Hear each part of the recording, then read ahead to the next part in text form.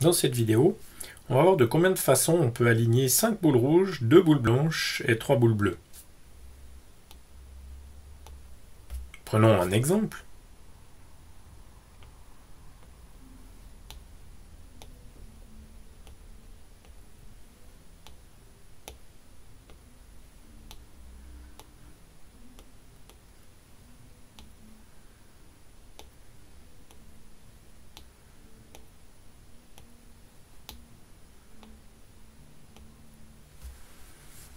Donc voici un exemple d'un alignement possible.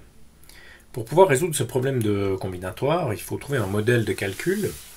Et un bon modèle de calcul est un modèle qui remplace le concept de boule par des concepts de lettres. Donc on va dire que les boules rouges sont représentées par la lettre R, les boules blanches par la lettre B, et les boules bleues par la lettre C, vu que la lettre B est déjà utilisée.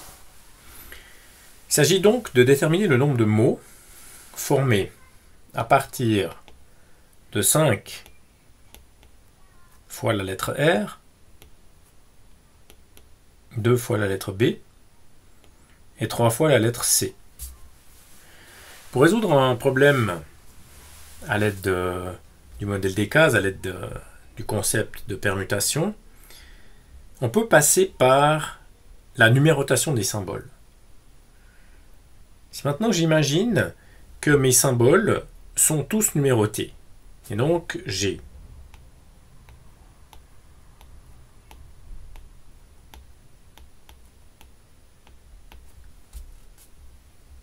de même pour les B,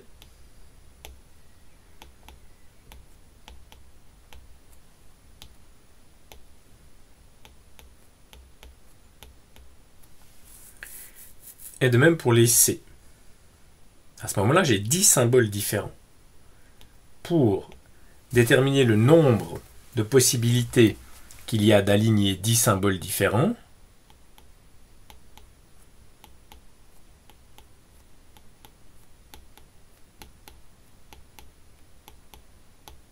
j'utilise ce que j'ai appelé et que j'appelle en général le modèle des cases. Et puis, je me dis, pour la première case, j'ai mes 10 symboles, je peux avoir 10 possibilités.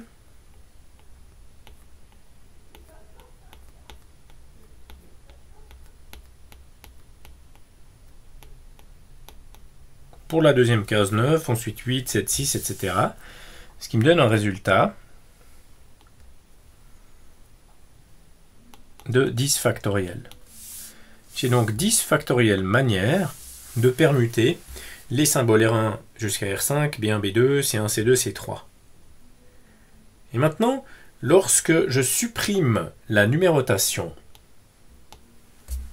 R1, R2, R3, R4, R5, j'ai 5 factorielles possibilités de poser les différents R entre eux, de permuter les différents R entre eux. Si je reprends mon exemple de tout à l'heure, ici avec ce mot, si je numérote les R, je peux mettre ici 1, 2, 3, 4, 5, ou bien 5, 4, etc. Et là, ça va me donner 120 possibilités. Donc, j'aurais compté tous les mots, chaque mot aura été compté 120 fois. Donc, sur les 10 factorielles possibilités, je dois considérer que la division par 120, par 5 factoriels, me permet de ne prendre qu'une seule de toutes ces possibilités. Ici, si je prends mon exemple qui est là, cet exemple-là, bien ça c'est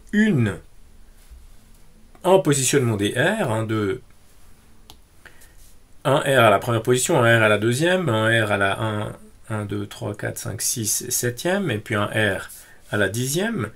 Et si je divise par 5 factoriels, en fait, les 120 manières de permuter ces R vont devenir plus qu'une.